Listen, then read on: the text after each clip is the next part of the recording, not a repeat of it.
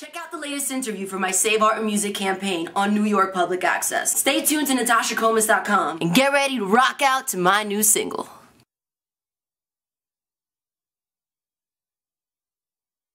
Hi, I'm Anthi Spanos. Today my guest is Natasha Komis. Natasha Komis is a rock and roll singer. Yep, that's right, yeah. Okay, and you do glam rock, is that what it is? Yeah, glam rock. It's very much motivated with your look. Right now, I'm actually a little toned down. My hair's not sticking out like it is on my CDs or when I'm on stage. What got you into this? As I can ever recall, I always was entertaining. Then it kind of progressed. I went into a high school that was a magnet school. I got into film editing and TV production. I was always still doing music. Me and my band, we went through a lot.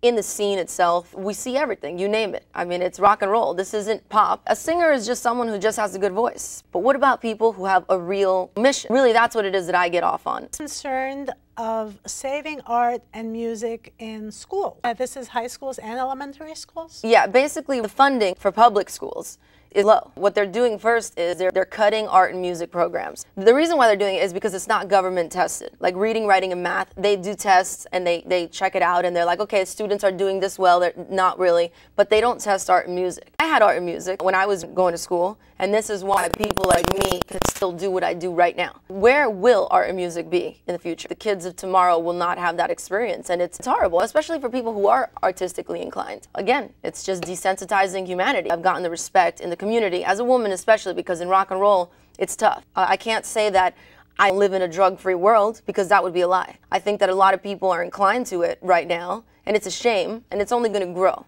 Drugs and crime will grow. Again, you don't have outlets for artists or creative people. That's the first place they go. First of all, music as a whole is not a steady lifestyle. There is no 9 to 5. When I wake up every day, it's a new day. And that is what makes people fall, I think, to depression, especially when right now there's no room for artists to kind of do their thing. The window of opportunities is just getting smaller and smaller for people like me. I was on, that MTV Paris Hilton show. I've got kids who are fans because of it now. American Apparel was also a great thing. That's right. I got with the company right as it was blowing up. It was the craziest thing because I was ending up on billboards, in newspapers, Page 6. I mean, magazines. It was just, it was crazy, It was definitely a first taste. Lots of fun, no? It was a lot of fun. I was flying all over the place, showing up for events, for trade shows. This t-shirt is American Apparel. I just spray painted. I was looking at it before. I mean, Yeah, it's very interesting. It says save. I don't know if you guys can see that. Save art. Save art, yeah. So I have a shirt online, though, that I'm selling. At the time, how old were you?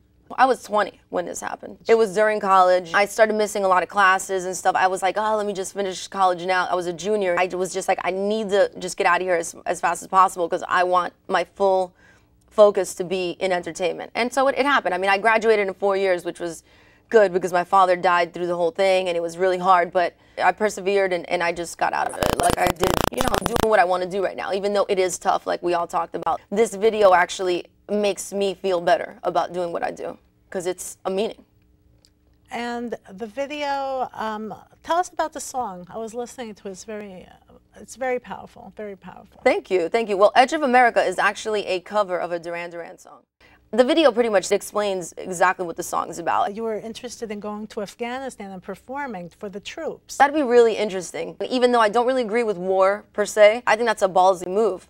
Marilyn Monroe entertained the troops. Yeah, definitely. She was a ballsy woman. I definitely fall into that category. To me, it's about getting political. Do you have a plan? Right now, my plan, I just got chills as you said that. I do have a plan. I know what the plan was as far as me putting my foot in the door in this business, in the music industry, with this EP. Like I told you, I did the tour. I got the experience under my belt because everyone in the entertainment industry, every management office is always ready to tell you, you're doing this wrong, you're doing this wrong. You know what I've learned is I've always listened to my gut instinct and I've done what I wanted to do. This spandex, this 80s look, that's not gonna work, really. It's everywhere now, and if I would have listened to everybody, I wouldn't be where I am here today. So I think that what I'm doing right now is I'm gonna take a turn and definitely change things to my complete likings because I've done it, I've entered and it's only just a footstep what I did. I'm definitely going to just broaden it and really, really be who I really am. And that is what I'm here talking about today. It's about merging music and politics.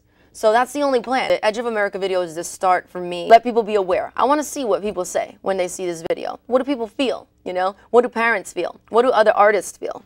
What do art and music teachers feel?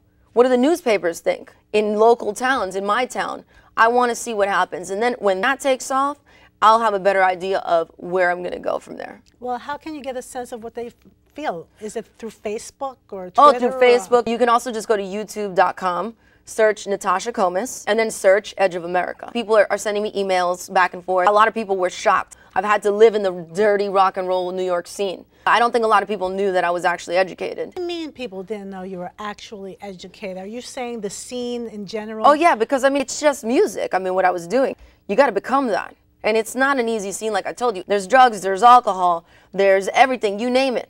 It's a night scene. There's no daytime in rock and roll. You mentioned people did not know you were educated. Oh yeah, because I don't think people assumed that anyone who did what I did would be. I mean, I just don't think people, it doesn't cross a lot of people's minds. Unless they attract educated people? It's not that it doesn't, but it's like a notion. Like, well, if you look like this and you're a girl, you can't be smart. And you know what? I think the only way that you would know that about me is if you read up on me or saw my report cards. Pay your dues is what I'm saying. You got to do it the other way around. Pay your dues. I'm a woman, but I have what it takes. I've been to Rocklahoma. I've had the reviews. You know, I've been in the newspapers. People are like, damn, this girl, she's really bringing it to the plate with her band. She's got an all-guy band. Now that I've had those years under my belt and I've made a name for myself as a musician, now it's time to say, okay, well, there's also a little more from where that came from. It was hard for me to keep it quiet for so long because I had to pretend in a way that I was a little stupid, you know, because people don't want to hear. In the clubs? Of course, in the clubs. Everyone's there just to have fun and let loose. From the fun rock and roll people, from your genre, who's political? I mean, Motley Crue, for example. I think they were political in the 80s. It was a different decade. The 80s was about destruction. It meant I don't care. It meant, you know, just be crazy. That's political. You see, but nowadays, it's not going to work in rock and roll anymore. And that's what a lot of people, I think, in my genre don't understand. They think that if they just drink to oblivion and get up on stage, it's going to happen. It's not going to happen like that anymore. You have to have something to say. It is partly about saying I don't give a, you know, damn, but I do give a damn about people. The 80s, I mean, we've seen the effects of people's drug abuse, the effects of wild sex with everyone. I mean, see, that's the decade we're living in now. There is no more mystery. You know what happens if you do that. Natasha Komis, thank you for joining us, Natasha. Thank you very much. Thank you very much. It was a pleasure. I hope you make it over to Afghanistan and entertain the troops. I'm sure they're going to appreciate it. Thank you. Please remember to go to natashakomis.com and check out what Natasha's up to. Thank you for joining us. Thank you.